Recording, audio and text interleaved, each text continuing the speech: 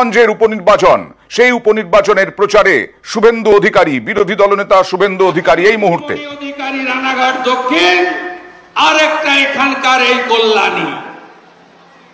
আপনারা পশ্চিমবঙ্গের জনগণকে দেখুন, এই তিনটেকেই ভালো মতো হারিয়েছে তিনটে লোকসভা কেন্দ্রে। কারণ কি? কারণ হলো গাছেরও খাবো তারও কুড়াবো, এ হতে পারে না। তাই 47,000 ভোটে আপনারা এগিয়ে রেখেছেন। গোটা ভারতবর্ষে 293 আসন নিয়ে নরেন্দ্র মোদী তৃতীয়বার প্রধানমন্ত্রী হয়েছেন। শক্তিশালী সরকার হয়েছে। 2029-এর আগে কোনো গল্প নাই বন্ধু।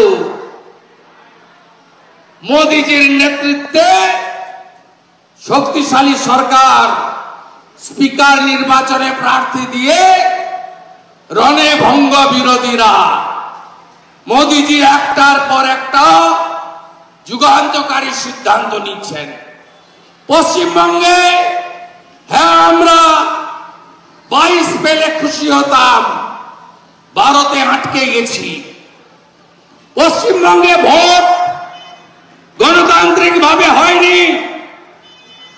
পশ্চিমবঙ্গে এবারে আমরা বিজেপি প্রতিষ্ঠার পরে সবচেয়ে বেশি ভোট পেয়েছি। 2019-এ 2,30,00,000 ছিল, এবারে 2,33,27,000 ভোট ভারতীয় জনতা পার্টি পেয়েছে। আমরা 21-এ 38.13% ভোট পেয়েছিলাম, এবারে 38.63% ভোট পেয়েছি। এই 2,33,27,000 ভোটে একটুকুও জল নেই। ডায়মন্ড হারবার এই ভাইপো একা 10 লক্ষ ছাপ্পা মেরে 7 লক্ষ ভোটে জিতেছে। 10 লক্ষ ছাপ্পা। কি হয়েছে আপনারা জানেন না। পঞ্চম, ষষ্ঠ এবং সপ্তম দফায় লুটের ভোট হয়েছে। একা কেশপুরে 1.5 লক্ষ ছাপ্পা মারা হয়েছে। কেশপুর বিধানসভায় আমাদের একাধিক প্রার্থী আক্রান্ত হয়েছেন। টিভিতে আপনারা দেখেছেন। এই 2,33,27,000 ভোটে একটাও মুসলমানের ভোট নাই। সব হিন্দুদের ভোট, জনজাতিদের ভোট। এ ভোটে কোনো জল নেই। তৃণমূল তো জলে দুধ মিশিয়েছে, আর আমাদের দুধে 1 ফোঁটা জল নাই। আপনারা গণদেবতা জয় শ্রীরাম বলতে বলতে, হরে কৃষ্ণ বলতে বলতে, জয় জয় শিবচণ্ডী বলতে বলতে, জয় জোহার বলতে বলতে আপনারা পদ্মে ভোট দিয়েছেন।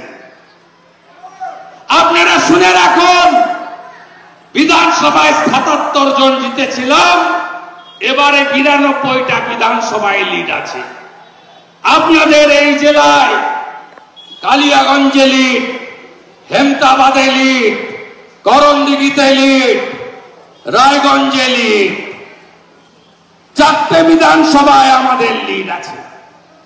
একইভাবে মালদায় 6টা বিধানসভায় আমাদের লিড আছে। আপনারা আশ্বস্ত থাকুন, আমাদের লড়াই থেমে থাকবে না। এই লড়াই চলছে, এই লড়াই চলবে। 2011-তে সিপিএম এর বিরোধী দলনেতা ছিল, নাম তার ডাক্তার সূর্যকান্ত মিশ্র। লড়তে দেখেছেন। Setting opposition. বিমান বাবু যেতেন ফিশ ফ্রাই খেতে নবান্নতে। 2016-তে মোহিত বাবুর পার্টি কংগ্রেস, তার নেতা আব্দুল মান্নান সাহেব বিরোধী দলনেতা।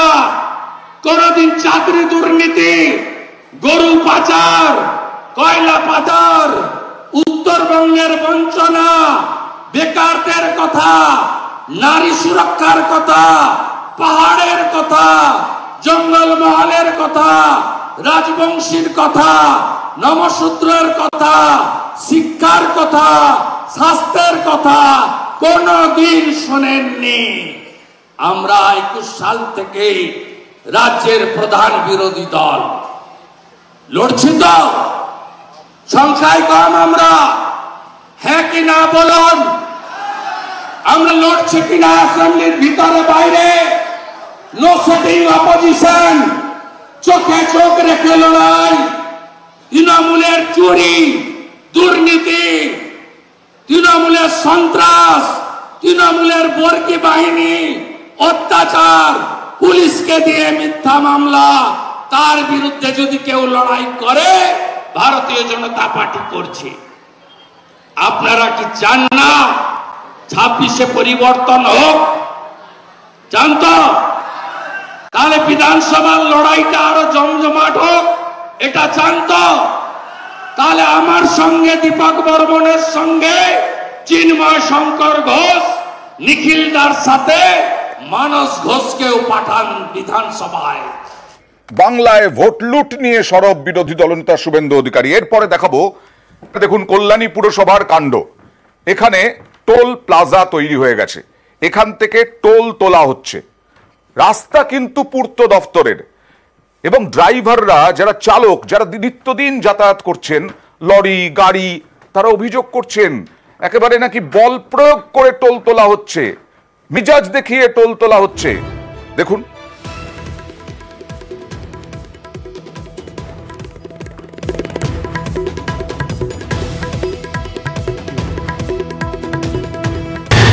হ্যাঁ পৌরসভার। কেন? এই রাস্তা পৌরসভা তুলছে রাস্তার জন্য, ঢোকার জন্য। আপনার গাড়ি ট্যাক্স দেওয়া নেই? হ্যাঁ ট্যাক্স দেওয়া আছে। এটা কে নিল? পৌরসভা থেকে তুলছে, প্রত্যেক তো পৌরসভায় তুলছে। ক টাকা নিল? 160 টাকা নিল। কেন নিল? কেন জিজ্ঞাসা করলেন? কেন নিল? এটা তো আগ্রহী তুলছে, এখন জিজ্ঞেস করার কি আছে, তো দিতে যাবে জোর জবরদস্তি। এগুলো প্রত্যেকটা পৌরসভায় এখন টোল তুলছে। এটা তো পিডব্লিউডি রাস্তা। হ্যাঁ পিডব্লিউডি রাস্তা, আমরা ট্যাক্স দিচ্ছি মাসে, প্রতি মাসে, তাও টোল দিতে হয় আমাদের। প্রতি মাসে ট্যাক্স দিতে হয়, তাও টোল দিতে হচ্ছে। কথা বলবো প্রতিনিধি রঞ্জিতের সঙ্গে। রঞ্জিত, কেন এরকম সমস্যাটা? কেন পূর্ত দফতরের রাস্তা পুরসভা তুলছে টাকা, এখানে আইনগত কোনো সমস্যা আছে?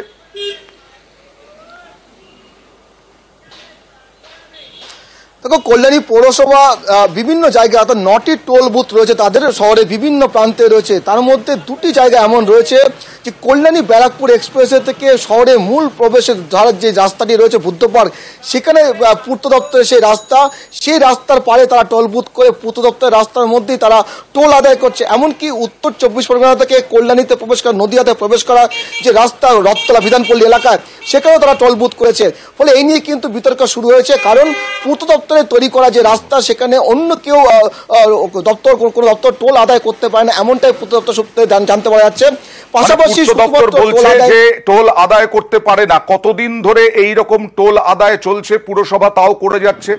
পূর্ত দপ্তর কখনো পুরসভার সঙ্গে কথা বলেছে? দেখো 2013 সাল থেকে ডিসেম্বর মাস থেকে কল্যাণী পৌরসভা এই টোল চালু করে। বলে এখন যে রাস্তাটি পূর্ত দপ্তরের মুহূর্তে চলে গেছে, পূর্ত দপ্তর নিজে যেটাকে মেরামত বা রক্ষণাবেক্ষণ করছে, তাদের দায়িত্বে রয়েছে, সেই রাস্তাটি 2020 সালে তাদের মধ্যে আসে এবং তখন থেকে কিন্তু পূর্ত দপ্তরের মধ্যে পড়ে। কিন্তু প্রশ্ন হচ্ছে, সেক্ষেত্রে পূর্ত দপ্তরের কাছ থেকে রাস্তার মধ্যে যদি টোল কেউ আদায় করতে চায়, তাহলে পূর্ত দপ্তরের উচ্চ পর্যায়ের অনুমোদন প্রয়োজন রয়েছে। কিন্তু পৌরসভার কাছে কোনো সদুত্তর পাওয়া যায়নি অনুমোদন নিয়ে। তবে তারা যেটা জানাচ্ছে, 93 সালে পৌরসভার ইঞ্জিনিয়ার, এক্সিকিউটিভ ইঞ্জিনিয়ার, তিনি কি বলছেন একবার দেখি। এটা বোর্ড অফ কাউন্সিলর্সের সভায় এই রেটটা অনুমোদিত হয়েছে। 95 এর ধারা ওয়েস্ট বেঙ্গল মিউনিসিপ্যাল অ্যাক্ট 1993, তাতে বলা আছে যে বোর্ড অফ কাউন্সিলর্স এর মাধ্যমে পাবলিক স্ট্রিটের উপরে টোল নিতে পারে। ঈশ্বরগুপ্ত সেতুতে যেটা দিচ্ছে, সেটা ঈশ্বরগুপ্ত সেতুর জন্যে, সেটা কল্যাণী পৌরসভার মধ্যে না, পৌরসভার ওটার নিয়ে ভাবিতও নয়। কিন্তু যখন কল্যাণী পৌরসভার অন্তর্গত একটা রাস্তার মধ্যে ঢুকবে, তখন তাকে টোল দিতে হচ্ছে। আচ্ছা, এক্সিকিউটিভ ইঞ্জিনিয়ার বলছেন যে অনুমোদন নিয়েই তবেই টোল ট্যাক্স নেওয়া হচ্ছে।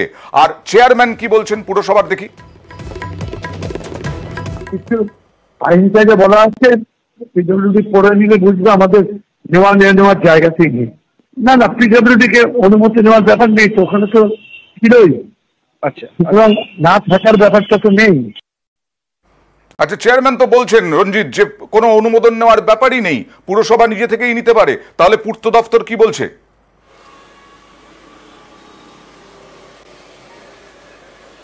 দেখো, এখানে কিন্তু প্রশ্ন হচ্ছে, এখানে কিন্তু বিতর্ক শুরু হয়েছে। কারণ পূর্ত দপ্তরের নিয়ম অনুযায়ী যদি কেউ টোল আদায় করতে চায় তার রাস্তা, সেক্ষেত্রে উচ্চ পর্যায়ের আবেদনের প্রয়োজন, অনুমোদনের প্রয়োজন। সেক্ষেত্রে কিন্তু কল্যাণী পৌরসভার কোনো সদস্য দিতে পারেনি অনুমোদন নিয়ে। তবে তারা যেটা দেখাচ্ছে, পৌরসভার যে লোকাল স্ট্রিট অর্থাৎ নিজস্ব যে রাস্তা, সেখানে তারা বিওসির মাধ্যমে টোল আদায় করতে পারে। কিন্তু পূর্ত দপ্তর বা অন্য কোনো কারো রাস্তায় টোল আদায় করতে তারা কিন্তু সদস্য দিতে পারেনি কল্যাণী পৌরসভা। জানি কিন্তু চালকরা যেমন অতিরিক্ত টোল নিয়ে যেমন ক্ষিপ্ত, টোল আদায় নিয়েও ক্ষিপ্ত রয়েছে। অন্যদিকে বিরোধীরা কিন্তু একই প্রশ্ন তুলছে, কিভাবে কল্যাণী পৌরসভা এভাবে দিনের পর দিন তারা টোল আদায় করছে। জানি কিন্তু রীতিমতো বিতর্ক। মানে বিরোধীরাও ঘোলা জলে মাছ ধরতে নেমে পড়েছে। কল্যাণী শহরের মধ্যে বিভিন্ন জায়গায় টোল কালেকশন পয়েন্টগুলো রয়েছে। এই টোল কালেকশন যে সেন্টারগুলো, এরা অবৈধভাবে অ্যাকচুয়ালি কালেকশন করছে। রেস্টোরেশনের জন্য কি করে টোল ট্যাক্স কালেকশন করা হয়, এটা তো সম্ভবই না। লিগ্যাল স্টেপস নেব, আমি এর আগে কয়েকবার জানিয়েছি, আবার জানাবো। আমরা এসডিওর কাছে জানাবো, ডিস্ট্রিক্ট ম্যাজিস্ট্রেটের কাছে জানাবো, এবং মিনিস্ট্রিতে, পিডব্লিউডি মিনিস্ট্রিতে জানাবো, এবং আরটিএ এর মাধ্যমে আমিও দেখি আরটিএ কালেকশন করবো। এবার এরা যে ইনক্রিজটা করলো, কিসের উপরে, কোন রেজুলেশন হয়েছে, কারা ডিসাইসিভ বডি, কারা কিভাবে করছে, পয়সাগুলো কোথায় যাচ্ছে। আর নিউজ 18 বাংলার খবরের জের, পূর্ত দপ্তরের রাস্তায় পুরসভার টোল ট্যাক্স জানতে চাইল পুরসভার কাছে পূর্ত দপ্তর যে কিভাবে তারা টোল ট্যাক্স নিচ্ছে। কথা বলবো প্রতিনিধি সোমরাজের সঙ্গে। সোমরাজ, পুরসভার ভূমিকা নিয়ে রাজ্যের পূর্ত দপ্তর ক্ষুব্ধ যে কিভাবে কল্যাণী পুরসভা পূর্ত দপ্তরের রাস্তায় ট্যাক্স নিচ্ছে। মূলত যে ইন্ডিয়ান যে টোল ট্যাক্সের যে আইন, সেই আইনে 2 নম্বর ধারায় স্পষ্টতই বলা রয়েছে যে কেন্দ্র বা রাজ্য যখন রাস্তা তৈরি করে, সেই রাস্তার ওপর টোল ট্যাক্স নেওয়ার ক্ষমতা শুধুমাত্র কেন্দ্র বা রাজ্যের থাকে, কোনো মিউনিসিপ্যালিটি থাকে না। সেক্ষেত্রে কোনো ঊর্ধ্বতন কর্তৃপক্ষের অনুমতি নেওয়া হয়েছিল। রাজ্যের পূর্ত দপ্তর তেমনটাই জানতে চায় কল্যাণী পৌরসভার থেকে। কল্যাণী পৌরসভার চেয়ারম্যানের ফোনও গেল, তিনি বলছেন যে কোনো অনুমোদনের ব্যাপারই নেই, অনুমোদন নিতে হয় না, তাই বলছেন। না দেখো, যে আইন রয়েছে, ইন্ডিয়ান টোল ট্যাক্সের যে আইন রয়েছে, তার 2 নম্বর ধারায় স্পষ্ট উল্লেখ করা আছে যে কেন্দ্র বা রাজ্যের তৈরি করা রাস্তায় টোল আদায় করতে পারে কেন্দ্র ও রাজ্য, কিন্তু এক্ষেত্রে কোনো মিউনিসিপ্যালিটি টোল আদায় করতে পারে না। সেক্ষেত্রে পূর্ত দপ্তরের আধিকারিকদের বক্তব্য গোটা বিষয়টাই বেআইনি। তার কারণ এই যে টোল আদায় করা হচ্ছে, তার টাকা কোথায় জমা পড়ছে, সরকারি কোষাগারে নাকি না মিউনিসিপ্যালিটির কোনো অ্যাকাউন্টে। রাজ্যের অর্থ দপ্তরের কর্তারা বলছেন যে এই সংক্রান্ত কোনো টাকা অন্তত রাজ্যের কোষাগারে আসছে না। এবার সেটি কি মিউনিসিপ্যালিটির কোষাগারে জমা পড়ছে, তার কোনো উত্তর আপাতত নেই। ফলত গোটা বিষয়টি নিয়ে রাজ্যের পূর্ত দপ্তর জানতে চায় কল্যাণী পৌরসভা থেকে যে কারা কিভাবে অনুমতি নিয়েছে এই টোল আদায়ের জন্য। যে রাস্তাটি ব্যবহার করে টোল আদায় করা হচ্ছে, সেই রাস্তাটি রাজ্যের পূর্ত দপ্তরের অধীনে থাকা রাস্তা, এবং রাজ্যের পূর্ত দপ্তরই রক্ষণাবেক্ষণ করে সেই রাস্তা। দেখা যাক কি হয় ভবিষ্যতে, পূর্ত দপ্তর বন্ধ করতে পারে কিনা এই টোল ট্যাক্স আদায়।